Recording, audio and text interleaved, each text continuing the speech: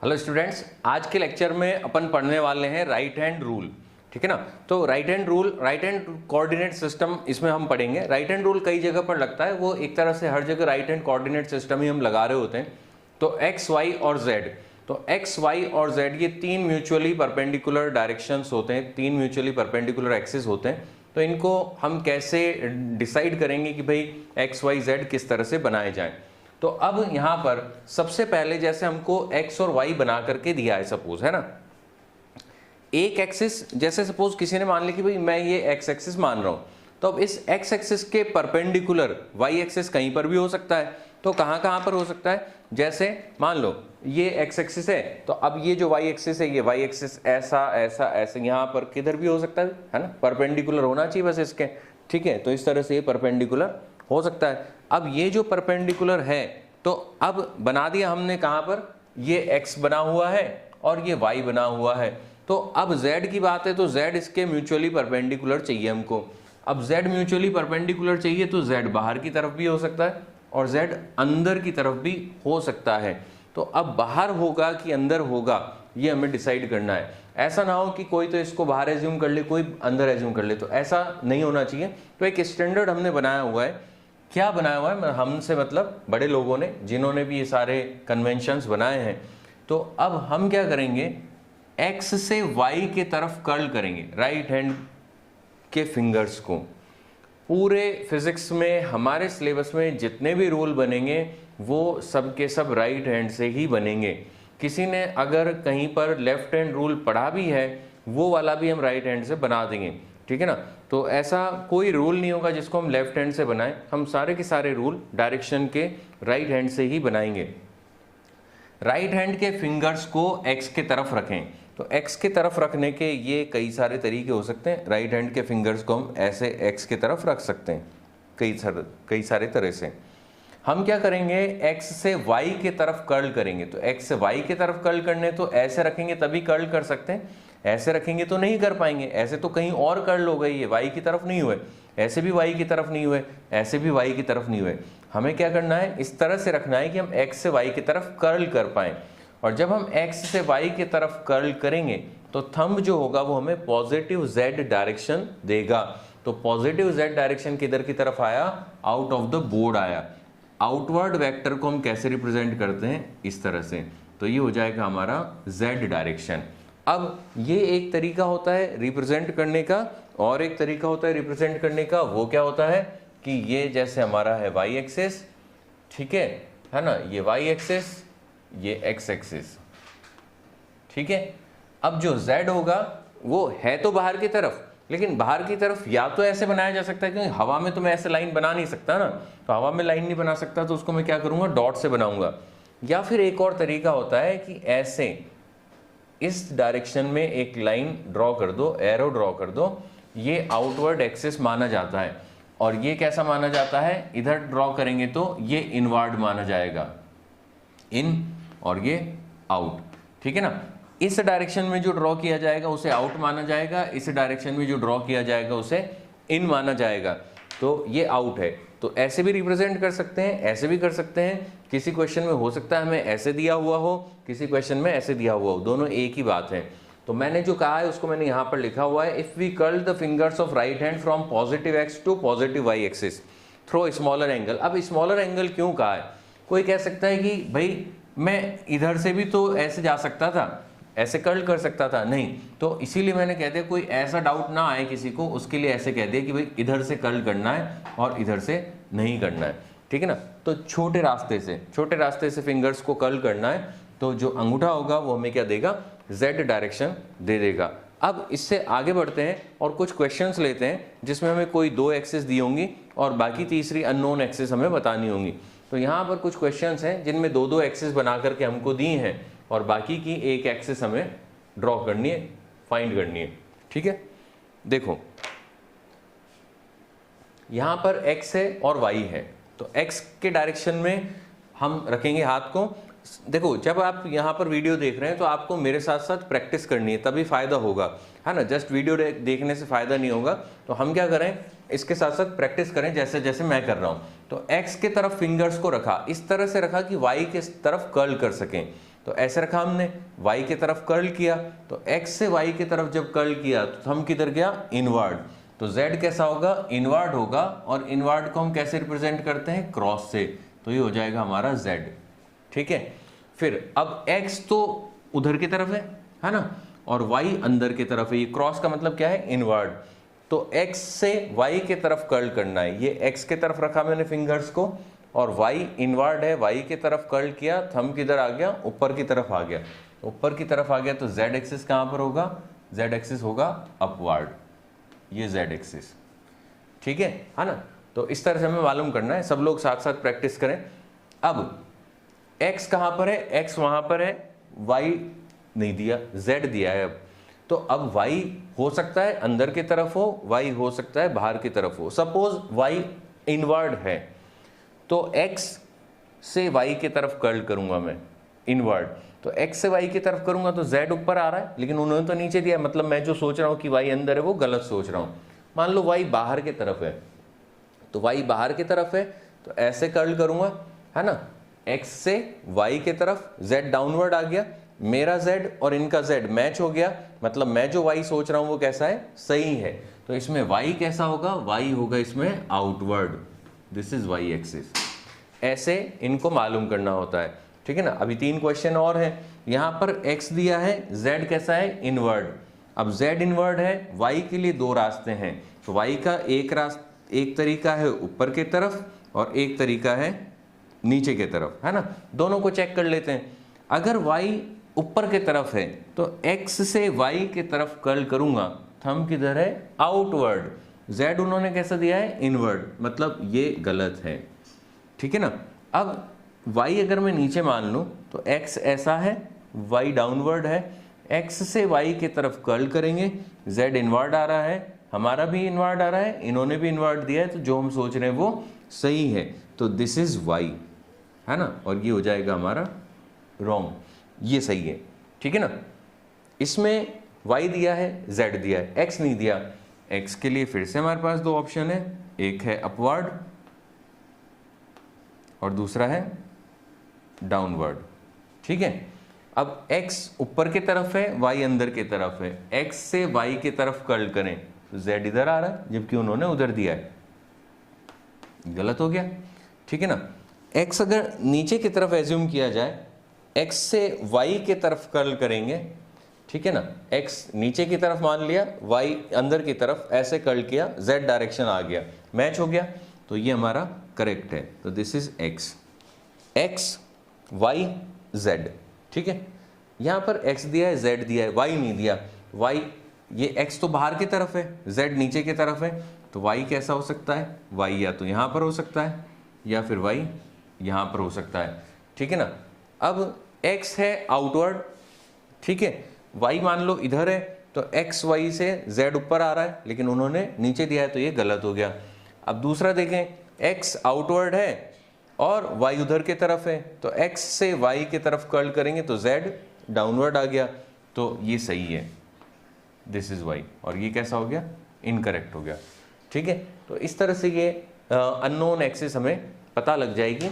जब भी कोई क्वेश्चन एग्जाम में हम देखेंगे तो जनरली वहाँ पर क्या होगा, वहाँ कभी भी 3 एक्सेस नहीं देते, कभी दे भी देते हैं बहुत रेयरली, तो वो जनरली 2 ही एक्सेस देते हैं, तीसरा हमें खुद मालूम करना होता है, जिससे इनडायरेक्टली वो ये चीज़ पूछ लेते हैं।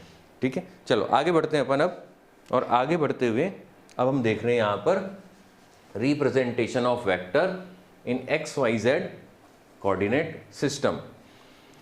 तो XYZ कोऑर्डिनेट सिस्टम में देखो, अब जब भी कोई वेक्टर होगा तो हमें उसको XYZ कोऑर्डिनेट सिस्टम में रिप्रेजेंट करना पड़ता है। तो यहाँ पर हम यहाँ पर देखें तो हमने XY एक्सिस बनाया हुआ है, XY प्लेन बनाया हुआ, Z ऐसा होगा जिसको हम ड्रॉ नहीं कर सकते, तो XY में समझ लेते हैं, जैसा XY में होगा सेम उसी तरह का Z में होगा।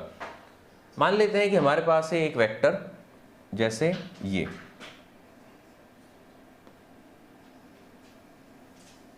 एक वेक्टर है, ठीक है,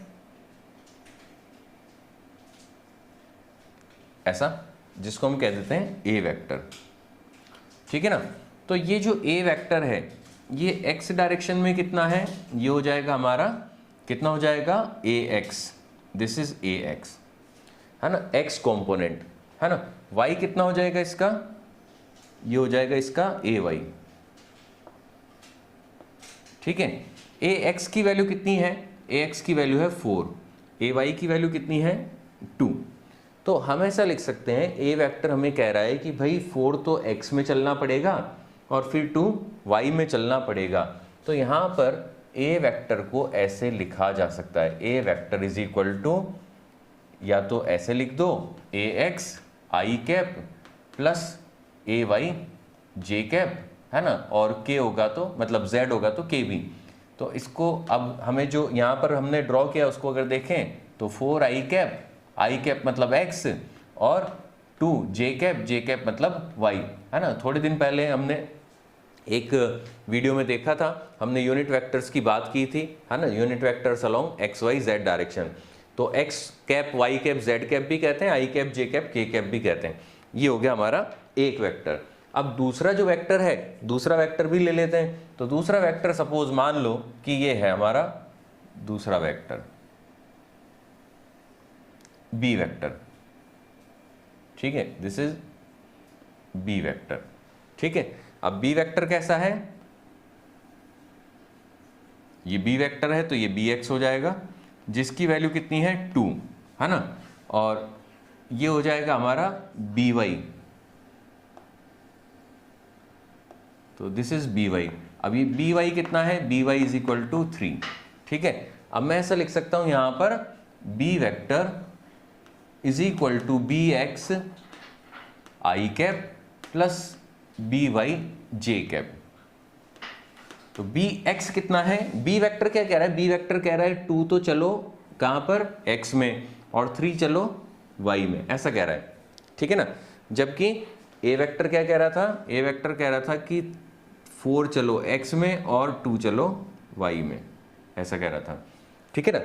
तो ये कितना है, bx कितना हमारा 2i कैप, तो 2i cap plus 3j cap, है ना। अब यहां पर एक चीज है कि भाई अगर मुझे a vector plus b vector चाहिए तो a vector plus b vector कितना हो जाएगा, a vector plus b vector हो जाएगा कुछ ऐसा, ये हो जाएगा हमारा r vector is equal to a vector plus b vector, ठीक है ना। तो r वेक्टर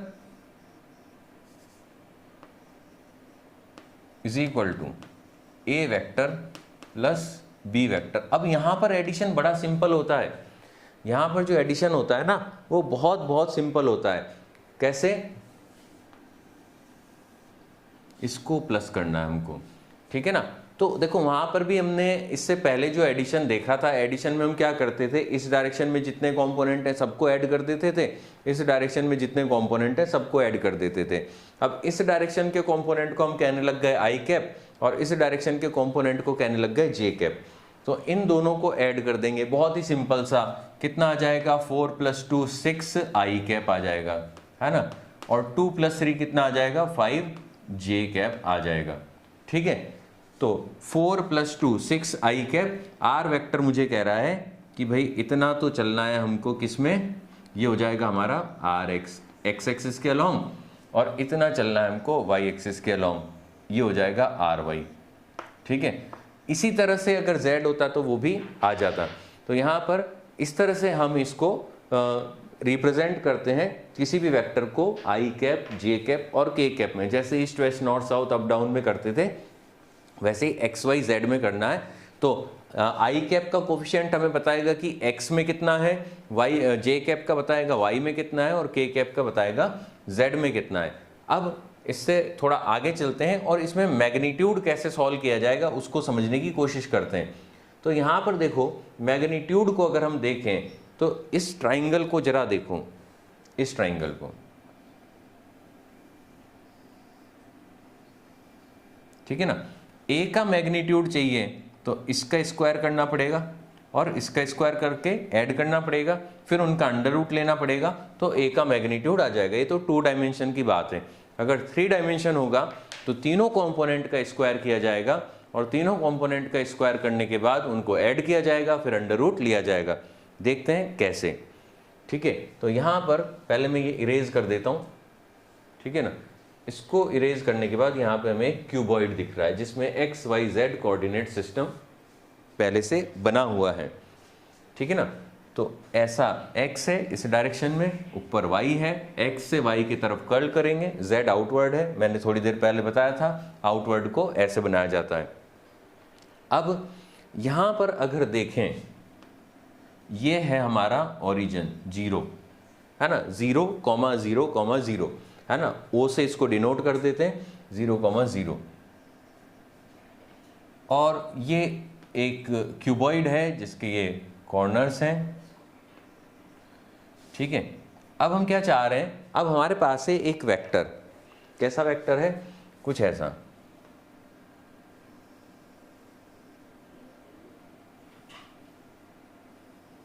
ये एक वेक्टर है आर वेक्टर। इस आर वेक्टर को अगर हम देखें तो इस आर वेक्टर के 3 कंपोनेंट हो जाएंगे। कौन कौन से हो जाएंगे, एक्स वाई जेड कंपोनेंट हो जाएंगे।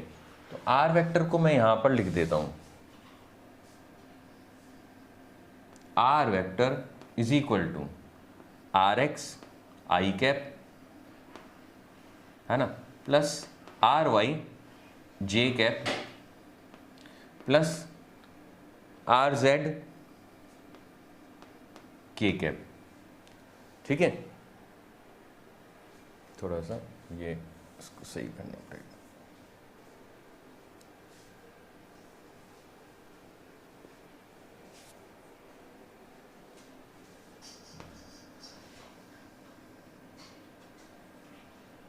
ये आर वेक्टर, ठीक है ना, ये इसके कॉर्नर्स हैं। अब ये जो आर वेक्टर हैं, ठीक है, इसके 3 कंपोनेंट हैं, उन 3 कंपोनेंट को समझने की कोशिश करते हैं। क्या है, ये है हमारा R X, this is R X, ये है हमारा आर वाई, ठीक है, और ये है हमारा आर जेड, ठीक है, इस तरह से, है ना, ये 3 कंपोनेंट है। तो आर वेक्टर को ऐसा हमने लिख दिया। अब मैं चाहता हूं कि भाई इसका मैग्नीट्यूड कैसे लिखा जाए। तो इसका मैग्नीट्यूड लिखने का तरीका है, अगर इस आर वेक्टर को देखें तो ये एक क्यूबॉइड है जिसकी side R X R Y और आर जेड है। R X R Y R Z क्या है, क्यूबॉइड की साइड्स हैं। तो ये जो क्यूबॉइड्स की साइड है और ये जो आर वेक्टर है वो किससे रिप्रेजेंट हो रहा है, बॉडी डायगोनल से। बॉडी डायगोनल क्या होता है, under root L square plus B square plus H square. तो यहाँ पे हम ऐसा लिख सकते हैं कि ये जो आर वेक्टर है इसका मैग्नीट्यूड हो जाएगा under root are x square plus R Y square plus are Z square, ये हो जाएगा इसका मैग्नीट्यूड। अब अगर आर वेक्टर का मैग्नीट्यूड आ गया तो आर वेक्टर का यूनिट वेक्टर भी बता सकते हैं। कैसे बता सकते हैं, आर कैप। तो आर कैप हो जाएगा R vector upon mod R vector, है ना। अब इसको मैं लिखूं अगर, तो ये मुझे मिल जाएगा are x I cap plus R Y J cap plus are Z के cap upon under root are x square plus R Y square plus are Z square, ठीक है ना।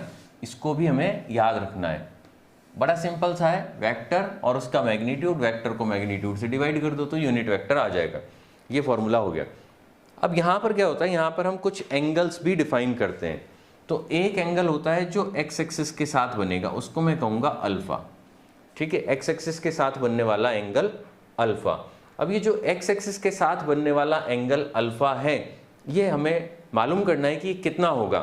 तो इसको मालूम करने का तरीका है, देखो यहाँ पर ये आर एक्स है और ये आर है और ये इन दोनों को अगर मैं जोड़ दूं, है ना, देखो एक चीज़ थोड़ी हमें समझनी पड़ेगी। क्या समझना पड़ेगा, ये एक प्लेन है, ठीक है ना, एक प्लेन है ये इस तरह। ये प्लेन आर एक्स के साथ कितना एंगल बना रहा है, 90 डिग्री। इस प्लेन में जो भी वेक्टर होगा वो भी आर एक्स के साथ 90 डिग्री एंगल बनाएगा। तो ये जो एंगल है ना ये 90 डिग्री है, ठीक है ना। जब हम इसको देखेंगे, है ना, इसको देखेंगे तो हमें एक ट्राइंगल दिखाई देगा कुछ ऐसा। जब मैं इस प्लेन को देखूंगा, इस प्लेन को, इस ट्राइंगल को अगर हम देखें, ऐसे समझो यहाँ पर एक दीवार है, ठीक है ना, इस जगह पर एक दीवार है। अब हमारा जो वेक्टर था वो वेक्टर ऐसा था, ठीक है ना। तो ये वेक्टर का ये वाला कंपोनेंट आर एक्स है, ये वेक्टर ये वाला जो कंपोनेंट है ये आर एक्स है, ठीक है।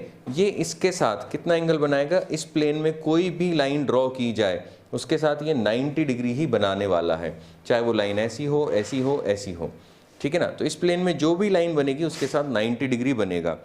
तो मैं ये कह सकता हूं कि यार ये जो आर एक्स है, ये आर एक्स, ठीक है ना, और ये है हमारा आर वेक्टर, ठीक है ना।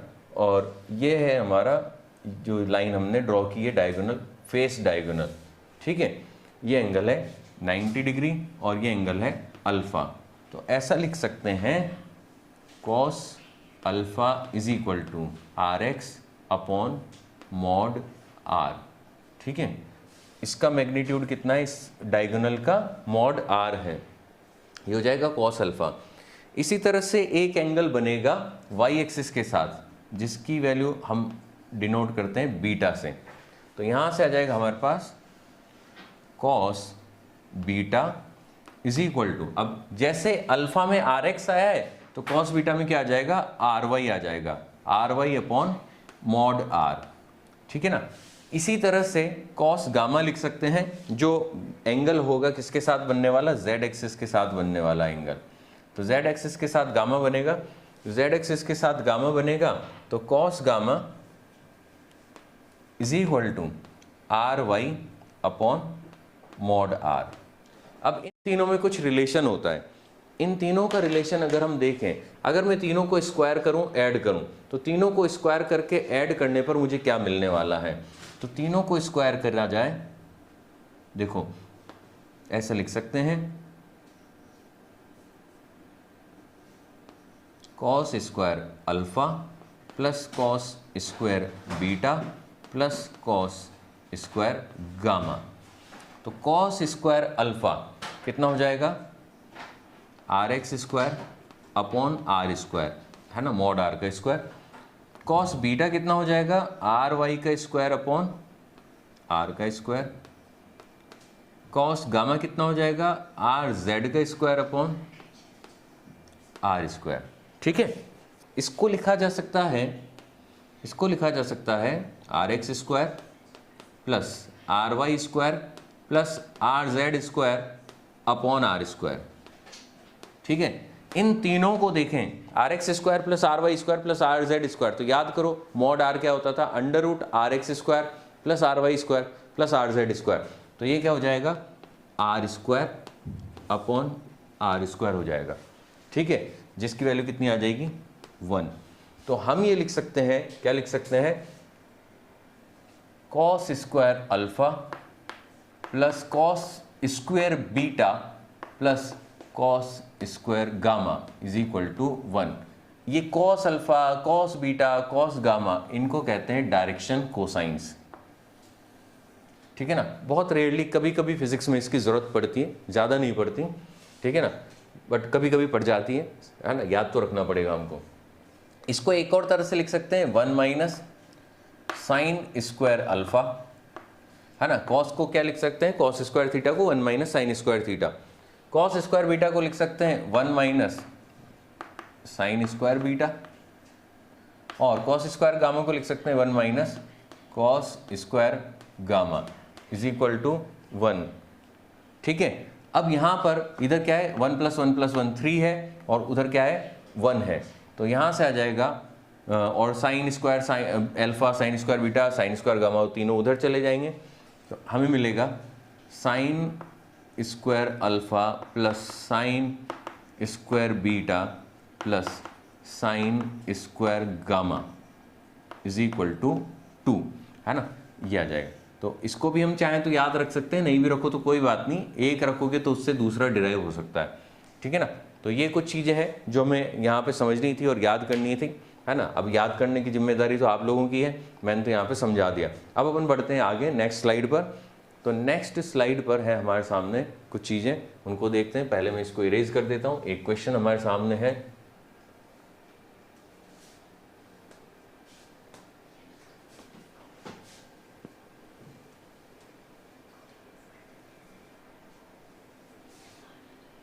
तो इस क्वेश्चन में कहा गया है, क्या कहा गया है वो जरा समझने की कोशिश करते हैं। ए वेक्टर दिया है 2i cap plus 3j cap plus 4k cap, लिख देते हैं। A vector is equal to 2i cap plus 3j cap, बहुत ही सिंपल सी वैल्यूज दी गई हैं, छोटी छोटी सी, 4k कैप, है ना। कॉन्सेप्ट समझना है हमको। मॉड ए बताना है, ए कैप बताना है, cos alpha, cos beta, cos gamma बताना है, 5 चीजें बतानी है। मॉड ए, ठीक है। अब मॉड ए क्या है? मॉड ए हो जाएगा हमारा 2 square plus 3 square plus 4 square का अंडर रूट, ठीक है। ये कितना होगा? 4 प्लस 9 13, 13 प्लस 16, है ना। ये कितना है? 16 और 4 20 हो गया, 29 आ जाएगा, अंडर रूट 29, ठीक है। माइनस नहीं लगाना है, प्लस माइनस मत लगा देना, है ना, वो पॉजिटिव ही मानना जाएगा, प्लस रूट 29, ठीक है ना।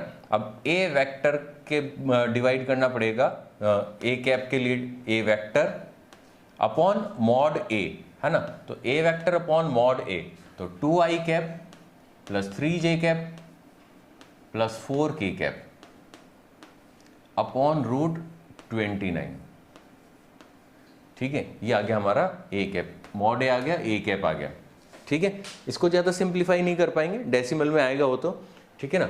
अब कॉस अल्फा, तो कॉस अल्फा होगा हमारा ए एक्स मतलब 2 अपॉन मॉड ए, ऐसे लिख देते हैं अपन, ए एक्स अपॉन ए, तो 2 बाय रूट 29। इसी तरह से कॉस बीटा, तो कॉस बीटा हो जाएगा ए वाई अपॉन ए वाई कितना है? 3 बाय और रूट 29। और कॉस गामा, तो कॉस गामा है ए जेड अपॉन ए जेड कितना है? 4 अपॉन रूट 29, ये हो जाएगा। अच्छा, एक चीज़ मैं बताना चाहता हूँ, थोड़ा सा उसको भी ध्यान से समझ लें, है ना, बहुत ही इंपॉर्टेंट चीज़ है वो भी। जैसे मान लो मेरे पास कोई वेक्टर है, आर वेक्टर, है ना, तो 2i cap plus 5j cap minus 6k cap. इसमें अब यहाँ पर एक चीज़ आती है, कभी कभी ज़रूरत पड़ जाती है, ये जो पूरा है 2i कैप, है ना, 2i कैप को तो कहा जाएगा कॉम्पोनेंट वेक्टर, ठीक है ना, और 2 को कहा जाएगा कॉम्पोनेंट। ये हमें थोड़ा सा ध्यान रखना है, ठीक है ना। 2 कॉम्पोनेंट है, 2 वेक्टर नहीं है, और 2i कैप कॉम्पोनेंट वेक्टर है, ये थोड़ा सा ध्यान रखना है। ये बहुत इंपॉर्टेंट चीज़ है, कभी कभी इसकी ज़रूरत पड़ती है, लेकिन जब ज़रूरत पड़ती है तो याद नहीं आता, समझ नहीं पड़ती हमको कि भाई ये क्या इसमें माना जाता है, क्या कहें, ठीक है ना। तो इस चीज़ को हम अच्छे से याद रखें, ठीक है ना। चलो आगे बढ़ते हैं अपन। अब एक क्वेश्चन ले रहे हैं हम, क्या ले रहे हैं, ठीक है, कि भाई कोई वेक्टर दिया है, फाइंड C so that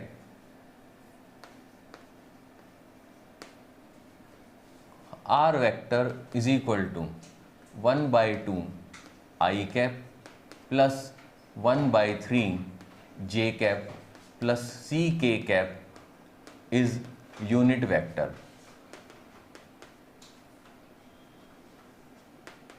ठीक है ना, ये यूनिट वेक्टर हो जाए, उसके लिए हमें C की वैल्यू बतानी है ना। शायद दिखा ऊपर चला गया, तो थोड़ा इसको, R vector is equal to 1 by 2 I cap plus 1 by 3 J cap plus CK cap is unit vector. ठीक है ना। तो इसको हम यूनिट वेक्टर बनाना चाहते हैं। तो यूनिट वेक्टर का मैग्नीट्यूड कितना होता है? यूनिट वेक्टर का मैग्नीट्यूड होता है 1। तो यूनिट वेक्टर का मैग्नीट्यूड 1 होता है, तो मैं ऐसे लिखूंगा mod r is equal to 1। तो 1/2 का स्क्वायर प्लस 1/3 का square plus c square is equal to 1 square. तो यहाँ से आ जाएगा 1/4 plus 1/9 plus c square is equal to 1। तो c square is equal to 1 minus 1/4 minus 1/9, 36 minus 9 minus 4। ठीक है, तो कितना आ जाएगा ये? 9 और 4 13, तो 23/36। ये कौन आया? c square. तो c की कितनी वैल्यू आई हमारे पास? तो c की 2 वैल्यू आई, प्लस और माइनस अंडर रूट 23/36। ये इसका आंसर होगा। ठीक है ना। तो इस वीडियो को फिलहाल मैं यहीं पर कंप्लीट कर रहा हूँ। इससे आगे की कुछ बातें और कुछ और इसके क्वेश्चन हम नेक्स्ट वीडियो में लेंगे। बाय।